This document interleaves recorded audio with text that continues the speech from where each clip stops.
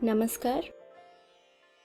कहानी गोल्ड में आज सुनिए वरिष्ठ लेखिका सुधा आदेश जी की लिखी कहानी अपने हिस्से का सुख।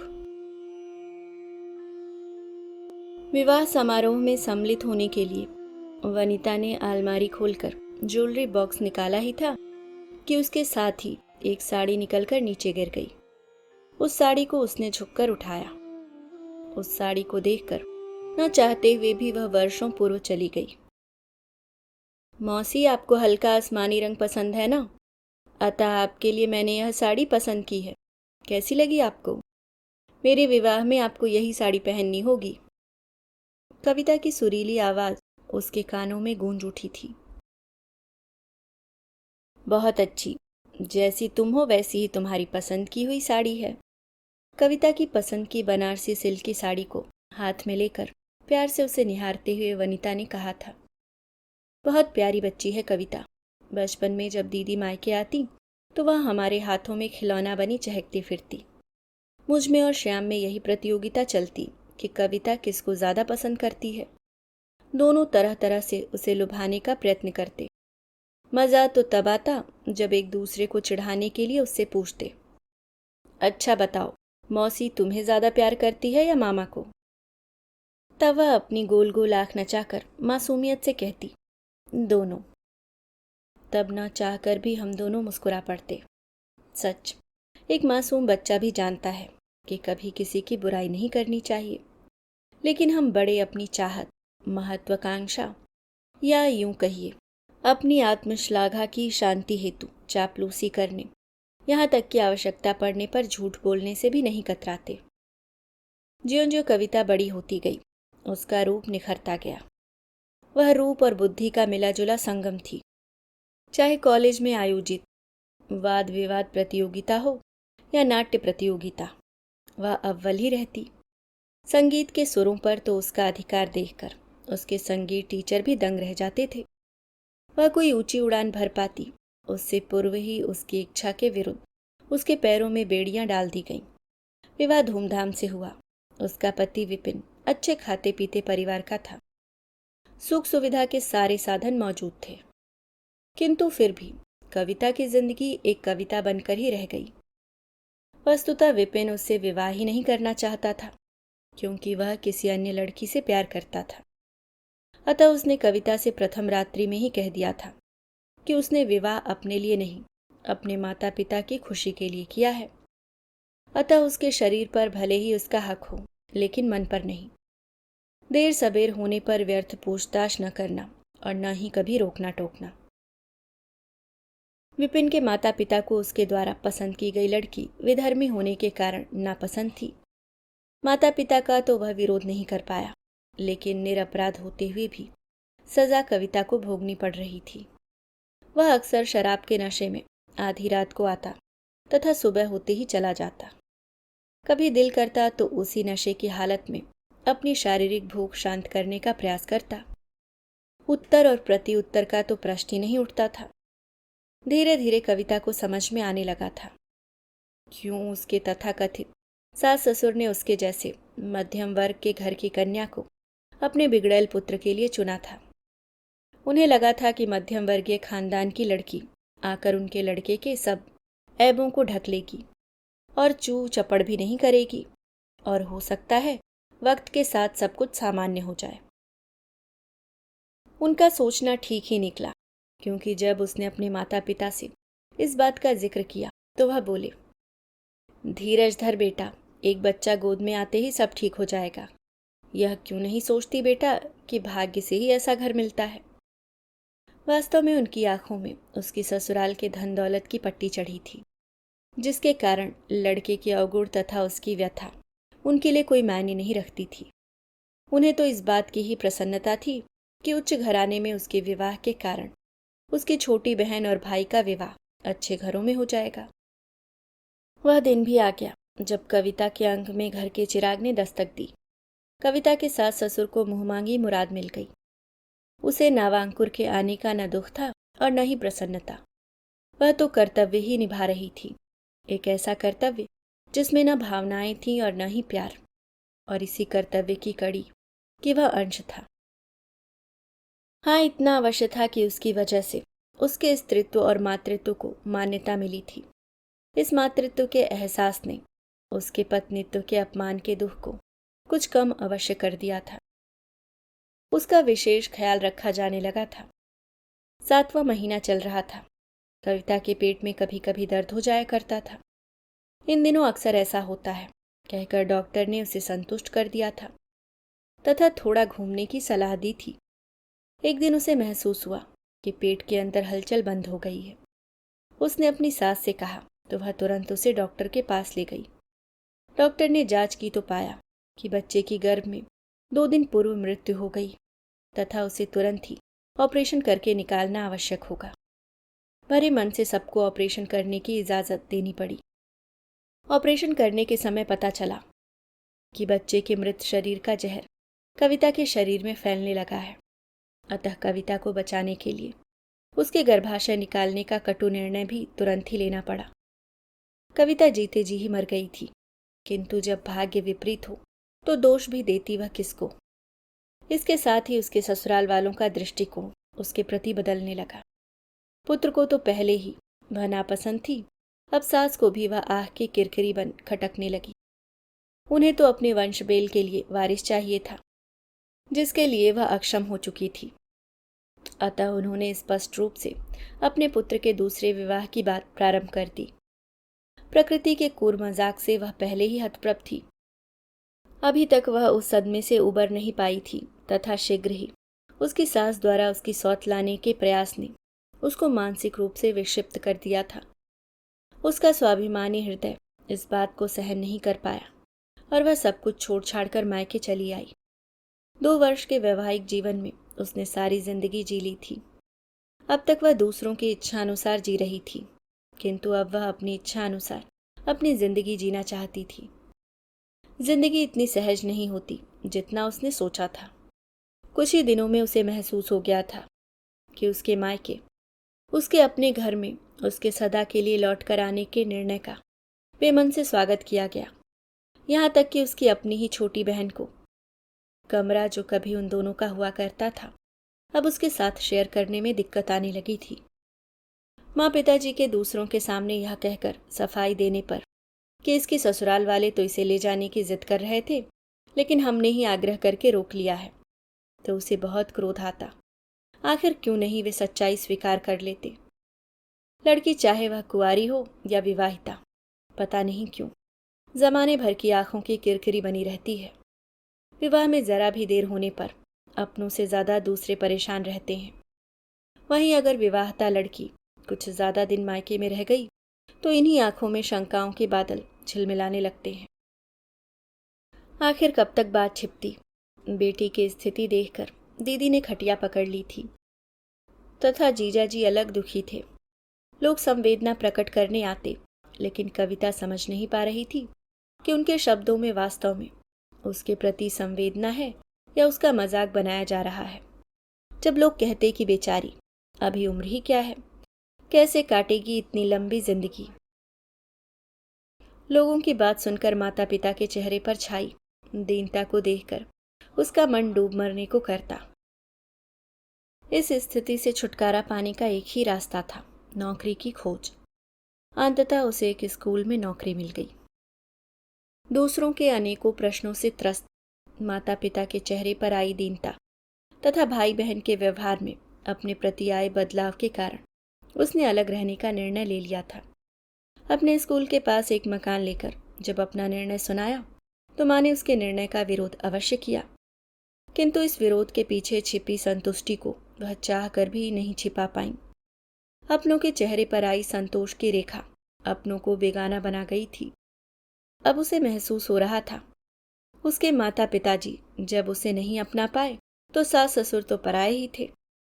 दीदी से कविता के बारे में सारी बातें पता चलती रहती, पर दूसरों के मामले में दखल न देने की मानसिकता के कारण वह चाह कर भी कुछ नहीं कर पा रही थी। पर यह जानकर खुश थी कि नौकरी से उसका खोया आत्मविश्वास फिर से लौटने लगा है। स्वयं को संभालने के बावजूद रात के अंधकार में वह अपने एकाकीपन से भयभीत हो उठती थी। वहीं जब वह अपनी हमउम्र सहेलियों को अपने पति और बच्चों के साथ घूमते देखती तो वह अपनी स्थिति से असंतुष्ट हो उठती।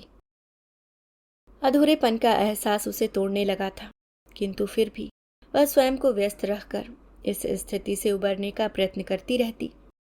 कविता के अलग रहने के कारण दीदी लोगों के बेतुके प्रश्नों से तो मुक्ति पा गई थी, किंतु अपराध बोध से ग्रस्त उनका मन स्वयं को दोषी बना गया था, जिसके कारण वह बीमार पड़ गईं तथा एक दिन ऐसी सोईं कि उठ ही नहीं पाईं। अभी कविता मां की मृत्यु के सदमे से उबरने का प्रयत्न कर ही रही थी कि एक दिन स्कूल में एक छात्रा के शैतानी करने पर दंड देने हेतु उसका हाथ उठ गया। वह छात्रा किसी प्रतिष्ठित व्यक्ति की पुत्री थी। बात मुख्य अध्यापिका तक पहुंची। मुख्य अध्यापिका ने उसे बुलाकर डांटते हुए कहा, कविता जी, बड़े शर्म की बात है कि स्त्री होते हुए भी आपके मन में बच्चे के लिए जरा भी प्यार नहीं है। आपको इतना भी नहीं पता कि बच्चों को मार से नहीं वरन प्यार से समझाते हैं। बच्चों को मारना अब अपराध की श्रेणी में आता है। शायद इसलिए प्रकृति ने भी आपको कभी मां न बन पाने का अभिशाप दिया है। इस बार तो मैं कोई कार्यवाही नहीं कर रही हूं। अगर अगली बार ऐसा हुआ तो मुझे आपके विरुद्ध कार्यवाही करने के लिए विवश होना पड़ेगा। मुख्य अध्यापिका के आरोप ने एक बार फिर कविता को अर्धविक्षिप्त कर दिया था। शायद इसलिए प्रकृति ने भी आपको कभी मां न बन पाने का अभिशाप दिया है। बार बार मुख्य अध्यापिका के शब्द उसके कानों में गूंजकर उसे विक्षिप्त बनाने लगे। उसने स्कूल जाना छोड़ दिया।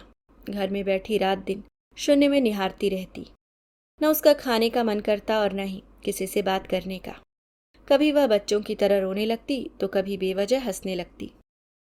जीजा जी को जब उसकी ऐसी हालत का पता चला तो वह कविता को घर ले आए।